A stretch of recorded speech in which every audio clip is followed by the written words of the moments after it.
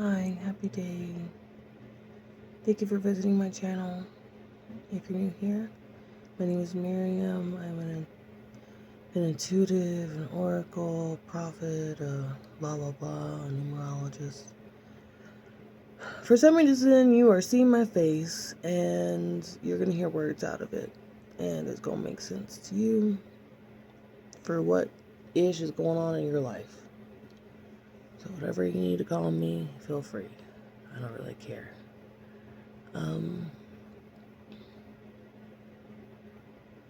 This morning I woke up feeling heavy.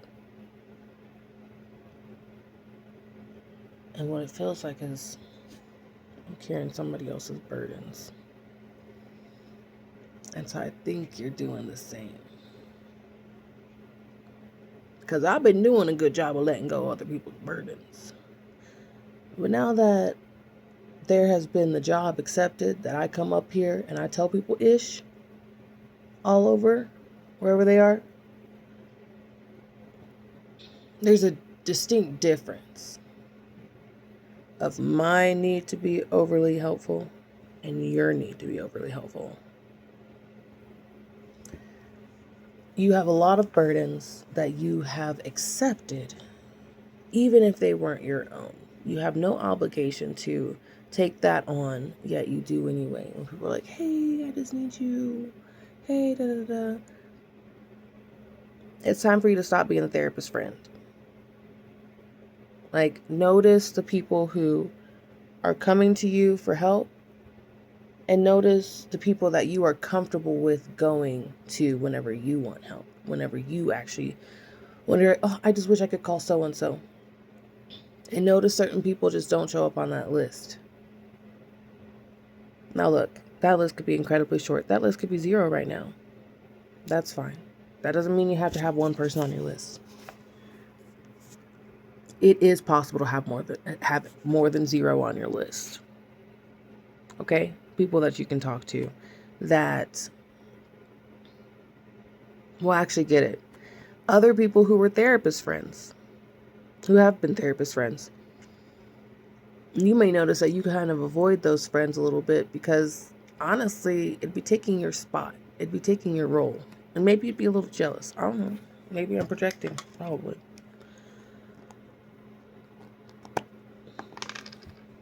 But you don't even really like the job. Honestly, there's so many secrets you got to keep for everybody else. That you feel, because you're such a good person. That's why people also come to you. Granted, sometimes those same people will be like, you're judging me. But really, they just feel judged by themselves and by society. So they're going to blame whatever they need to blame. Even if you're like fully seeing their story, it doesn't, or seeing their side of the story, it doesn't matter. Everybody has a narcissist in them. Everybody has a victim in them. Everybody has all the things that we don't like about humanity within them. I promise you, even if you think that, oh, no. I mean, granted, I doubt that you're somebody who thinks you're a good person. I think that you accept that there's goodness, like that you're doing better in comparison to what other people have done in the past, but not all people. In the path is what I ended up saying though, instead of past. So in this path, but this is your path. It's not about in comparison to the serial killer over there or the saint over there. It's about you with you, and you yesterday, and you today, and you in the moment before, and really more than anything, the moment right now. In this moment right now, are you able to pivot your path? Are you able to actually pay attention to the things that are for you? Because it's a lot easier to say, yeah, I'm going to pay attention. The light goes off as I say this. Light says, yeah, I could totally handle this. I could do this. I could do that. And you're taking on, and then you're wondering why and you're breaking down. In the privacy of your home, not in front of people, because God forbid anybody knows that you're weak. Right? God forbid anybody knows that you're broken. You're not broken.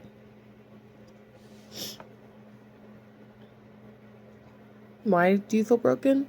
I don't know. Society told us that we're broken, or whatever. Maybe we do feel broken. There are times that we feel broken. You know what? There's a saying that's coming up. There's a thing that I say that really bugs me. When a child has been introduced to things far too young, they say stuff like their innocence has been stolen. They say that child's innocence has been stolen. So because a child has been through abuse, all of a sudden they are no longer innocent. Now, I understand that there are different definitions for the word innocent. But when you are a little kid and you only know one thing, guilty or not guilty, are you innocent or are you guilty? And then we're telling us a whole generation of children that their innocence was stolen. So now, by default, they are guilty. Even if that isn't the intent of the person. That child feels less innocent, but that child did fucking nothing. You are innocent still. You did nothing wrong. You are guilty of nothing. Especially in those specific cases whenever you were actively being abused or taken advantage of or anything like that. That is society's way of keeping victims victims. Of making sure, and here's the thing. I'm going to get a little conspiracy theorist real quick, okay? In this patriarchy, nobody's winning. Men are afraid to be what men actually are. Because honestly, it'd be considered a little gay. You're homo. Because how dare you be so nurturing? But the divine masculine is a nurturing father, a loving father, a kind father, a father who sometimes lets his daughter put his hair into pigtails. Into little things up here. They're short, but you know what? He's having fun with his kid because he's a fucking father. And yet most of the masculinity that's walking around, even in women, it doesn't matter what your gender is, okay? It's toxic. And that's a buzzword too, toxic masculinity. So people stop listening right away. Because honestly, they just think, oh, well then I'm this and that, whatever. Shut up. When it comes down to it, the father that's up here, your crown chakra father, is a toxic father. Only because the egos that are surrounding it allows it to be toxic. The pure force that comes from it is that unconditional loving father.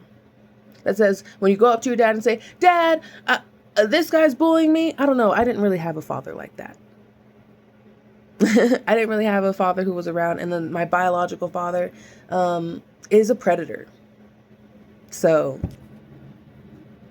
if you ever see this bio father, I am aware of what you've done.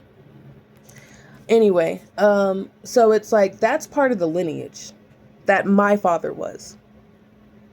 And then, although my mother took me out of the house at 2 months old, and as far as I know, nothing happened to me on that end.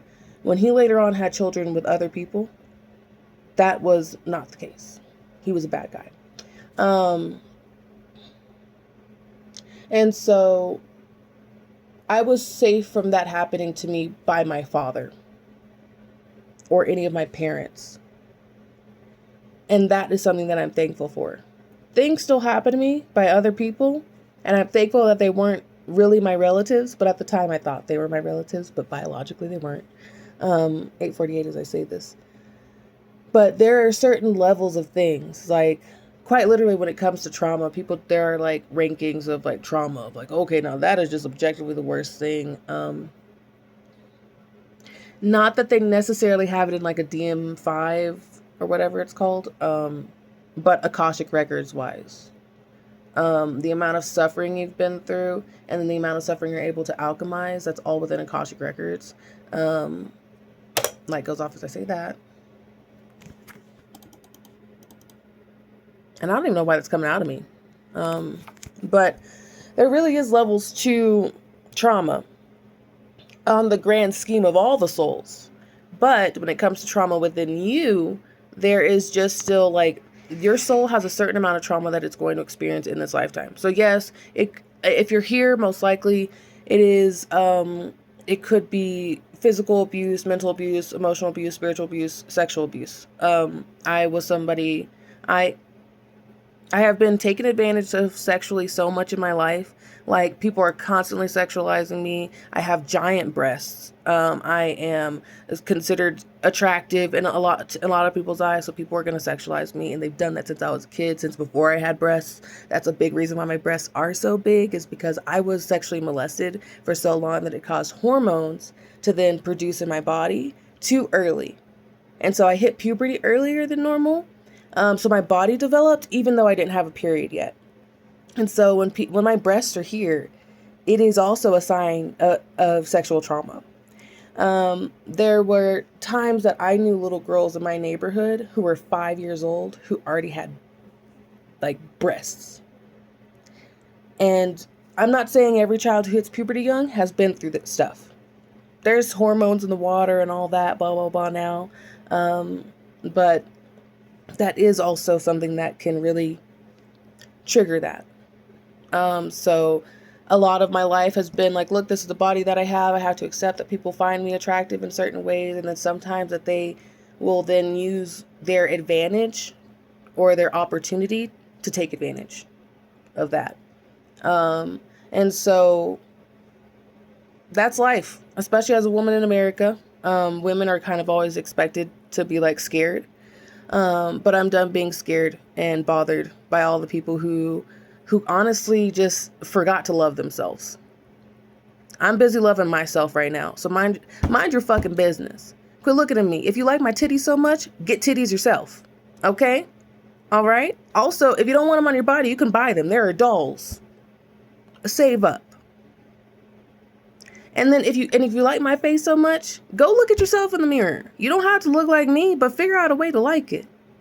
Because honestly, you're not doing the work. If you're sitting here and you know who I'm talking to, because it's not just one, it is several men on my account right now who either will message me on Patreon, comment on here, try and find different ways to message me or whatever, and hitting on me. And I'm here actively trying to send you a divine message. Oh shit, your angels are yelling at you.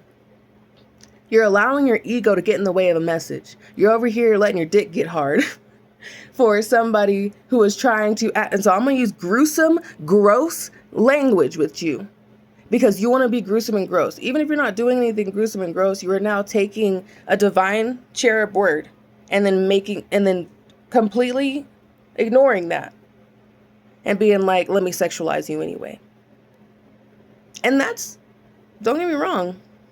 There are reasons why you've been victimized in such a way. There is a reason why you have so much in front of your messages.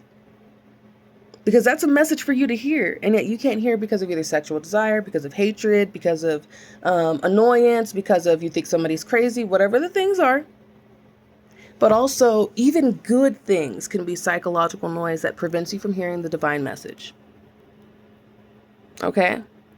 So whoever it is in general, whatever you are doing, it's like, so even if you don't have a penis to have erect, okay?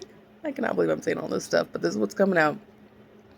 Women lust too. People of all genders lust and have desires and will then choose to have 20 seconds of bliss as opposed to control over their egos. And I'm talking about an orgasm. Women have 20 seconds, and I think men is like 10. Okay? So you're over here trying to make sure that you can reach this sexual satisfaction physically. But you haven't even figured out the magic, the divinity of the sexual alchemy of within the chakras, of within the soul, of something that is a divine, like, because look, it's not that God doesn't want you to have pleasure. God wants you to have pleasure. God just doesn't want you to take from anyone. And I'm not just talking about the very obvious things of I'm going to brutalize you, but also coercion, convincing, making people feel like they have to give you something in any way, and that isn't just sexual. Pleasure comes from so many things. Pleasure comes from taking a nice hot bath after you've been working all day. And what specifically America and a lot of other societies have done is stripped us from the pleasures of life. So the only pleasures we're allowed to have is sex or drugs or alcohol, because the drugs and alcohol. Sex, drugs, alcohol, entertainment. What are these quick dopamine boosts? What are these quick things? What are these quick things? And what you'll notice is, like, say, and I'll just go back to the sex thing because this is easier to kind of depict. Once the great O is achieved, you're asleep. You fall asleep. You're done. All of your energy has quite literally been drained. Like, I'm not sitting here saying go no fap, because especially like men will hear this and be like, okay, let me go no fap, and then all of a sudden they're working out every fucking day. You haven't been alchemizing that energy. That means that you haven't figured out how to alchemize it yet. So if you're gonna go celibate, learn what alchemizing your energy, your pranayama, your kundalini, your sacred flame, what else would you call it? Your serpent at the bottom of your spine, your root chakra, and all of the chakras, really, because it takes all of your chakras to alchemize this properly. So you have to take the journey down, take the king all the way down each chakra and visits each city, okay, as it goes down. And as it's visiting each city down, because the king's up here trying to visit, he's trying to court downstairs, which is your root chakra. Your crown chakra is the man. Your root chakra is your female, or is your woman. And that man wants that woman. They want a relationship, and they will meet in the heart. So as this man is going down each chakra, he is collecting gifts from each chakra. I have beautiful thoughts for you. I have a beautiful vision for you. And I know that this is something that'll be something that you want to. I see that you can, all the things that are meant for you and all this stuff. I see these lovely flowers, so I'm going to pick these flowers. Oh, I have all these lovely words. I want to tell her all these lovely words, so I'm going to think about the things I want to say as I go down. Oh, I have so much love for her. I know that she's there, and I can't wait to see her. I'm so full. I'm so excited. Oh, look, I'm moving, I'm grooving, I'm actually doing the thing. I'm moving through the chakras, and I'm on the way. And so I have this love for her. So I'm going to always keep that, because you don't need a gift for that. You can just do it through actions. And then you have your solar plexus. I might be missing something. Then you're doing something. You're actually moving. You're choosing to take that path. You look behind you and you realize, oh, miss, I was up at the top of the head. Now I'm at the diaphragm. I'm already so many chakras in. I'm already so many talents in. I'm closer to her than I am to my home. And then you move down further into your sacral. I still might be missing one. Okay, so just ignore me. And then you're like, oh, here things are just so. I can feel comfort. I can feel a lot of things. I feel a little anxious sometimes too. Like, what if she doesn't like me? But you know what? Either way, even if she doesn't like me, I'm going to come here. I'm going to show her how much I like her, and I'm going to give her gifts, and I'm not going to do anything. I have no expectations of her, because I know that she's already so scared. I already know how many people have tried to take her without ever even talking to the rest of her. They just went in straight into her home. And this is everyone. This isn't just people. It doesn't matter what genitals you have. This is everyone, because everyone has a root chakra in some way. Well, that's not actually true. Not everyone has a root chakra. Some people are actually living with less body, like parts than us, like even as low as their belly button, or even sometimes lower. So it's like some people actually don't, but majority of people typically will have a root chakra, even if it's blocked, even if it's cracked, even if it's twisted, whatever. In a lot of cases in your life, whenever you've had sexual partners, perhaps we haven't done all the vetting. Like, and this goes for men and women. Because, of course, women are, like, afraid of men and all that anyway. And they're like, oh, my gosh, all men, blah, blah, blah. But a lot of times men are also having sex with women or in exchange. Sometimes y'all haven't, whatever your sexual orientation you're having sex with. But you haven't been given informed consent either. Sometimes women are having an interaction with a man, and like their yoni is a sponge for past partners. And it's not about what the past partners were. It's about what is going on with her energy, because we don't know what has happened to her. And so I'm not saying every person has to admit all the things that has happened to them or whatever.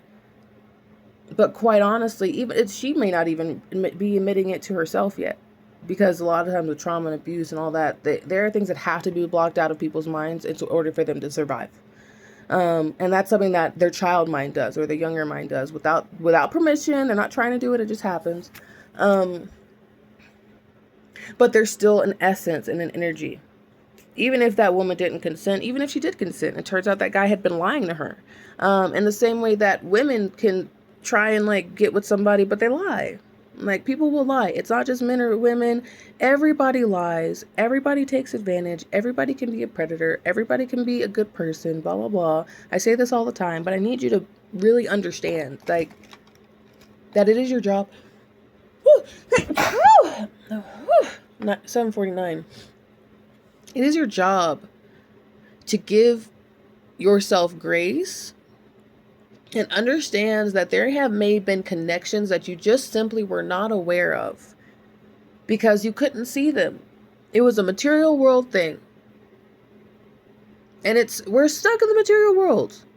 It just is. Like, our body is material. Our things in front of us are material. The stuff that we want to buy is material. Even if it's like, whatever it may be. We are in this world, so we have to play by certain rules. Energy is matter. Energy is material world stuff. Even if we can't see it, just like you can't see the wind, but you could feel that. You could feel that cold ass wind shooting in your eardrum. So like, but you cannot see it. You can see it through the effects that it has as it moves through. Excuse me. Ooh, confirmation burp. As it moves through the world, you can see the leaves shaking. You can see the water rippling. You can see the hair on your head flying in the wind. You can see whatever you see. But you do not see the wind. You see the sand that it picks up. You see the changes that it makes. You see the clouds that it'll suck down into vortexes. But you do not see the wind. And so something I would like for you to pay attention to is your zodiac signs. Libra sign, Aquarius, and Gemini are all three air signs. Air signs are thinkers. They think, they think, they think, they think, they think, they know, they think, they know, they know, they think, they know, they think, they comprehend, they think, they comprehend, they comprehend, they think, they know, they comprehend, they comprehend, they comprehend. Or they ruminate. And they think again and again, oh, well, they meant this when they said that, or they meant this when they said that. Well, that's definitely about me. And it's never about them. But because the air energy starts. And now here's the thing. When you have wind going in one direction, cool. That's going. It's moving. It's grooving. And then it's kind of just going in that direction. Even if it meets another wind path, it's going to just kind of create like a mix of wind. And depending on the temperature of each wind, that could cause some other things too. A nadir. And so, excuse me. Anyway, so whenever that wind is going, in order to combat that wind or that thinking, or even like, because water signs too, that's a current. They go in a current, but you can kind of see the current a little bit more with water signs. But air signs will, and so this is going to be sun, moon, rising, all the planets. Jesus said there are going to be signs in the moon and the stars and the sun. So, you know, I do follow astrology. Because of the nature of the history of astrology, not even like, oh, I'm a this, so I'm a that. But like, people who are naturally born in the spring will have springier attitudes, because that's when people are when there's naturally like production and growth and green and all this other stuff. That's kind of the thing. But like, if they're born in the winter, they might be a bit more like, oh, I need to sit down and do this. Or if they're born in the summer, they might be a little bit more like, you know what, actually, I'm chill. I don't really gotta be doing too much, like, or whatever. They might be a bit more fiery, blah, blah, blah. Just depending on what's going on in the world, shows what society is doing whenever that person is born. Because of the changes of the seasons and all that, and the planets can let you know when the seasons are changing. Anyway, granted, so can the world. You can just look at the world. Anyway, so whenever you have all that air energy, going in one direction, in order to change the direction of your wind, it is not to then blow in the opposite direction of your wind. It is to stop your wind and then start blowing in a different direction. Air signs will keep thinking and be stuck on that airway until it hits a rock or something and then pivots, or it hits something and then pivots. then it can pivot on its own, but usually it has to fucking hit something. And let's not hit something, right? We can avoid that first. So I have a Libra moon and Aquarius rising, so I do tend to overthink quite a bit. I do have some more. I have no fire in my chart, pretty much. I mean, I have like maybe something somewhere, probably in like the deep parts of the astrology readings that aren't just in the main stuff, but in the main planets, no fire at all. I'm water, air, and earth. And so a lot of the ways that I move is I'm not going to be moving in fire ways. I don't move rapidly. I don't move with impulse. I'm a control freak. And like, I'm understanding of people's emotions. So I understand when other people want to move with impulse and all of that. But it's something that could be quite off-putting for me. Because I know that a lot of times impulse is not a reaction of the truest self, but the ego. And so, like, fires they'll lick the fires will fire, and the embers will pop off sometimes, and all that with fire energy. I don't got none of that. I'll splash you with some cold waters. I'll throw a little mud in your face or something. But for the most part, if I'm making any bricks, I'm gonna have to let it air dry. And so sometimes I want it to be blowing a certain direction to get this side dry. And then I want it to be blowing the other direction. Sometimes I got so much wind going on in my head, I'm just scared. Just stuck in a wind tunnel, getting slapped by leaves and stuff in my face. But I can't stop it. I'm just getting hit. I'm just getting hit. I'm just getting hit. I'm just getting hit. I'm just getting hit. And so usually I'll just go take a nap. I'll go sleep. Because that helps me not think anymore. And then whenever I wake up, I can then choose the directions a little bit easier. I have a little bit of a recharge of my chakra energy, of my whatever. I've hit the astral plane a little. If I just dip my little pin into the astral, I get a little bit more energy. And a lot of people could do that. Honestly, the fact that we ain't taking naps more often, like, that's a crime. Anyway, I got stuff to do today. I don't know what, but something. And in the meantime, lovies, y'all keep a lookout for the numbers. And stay synchronized. And be respectful. You know who I'm talking to.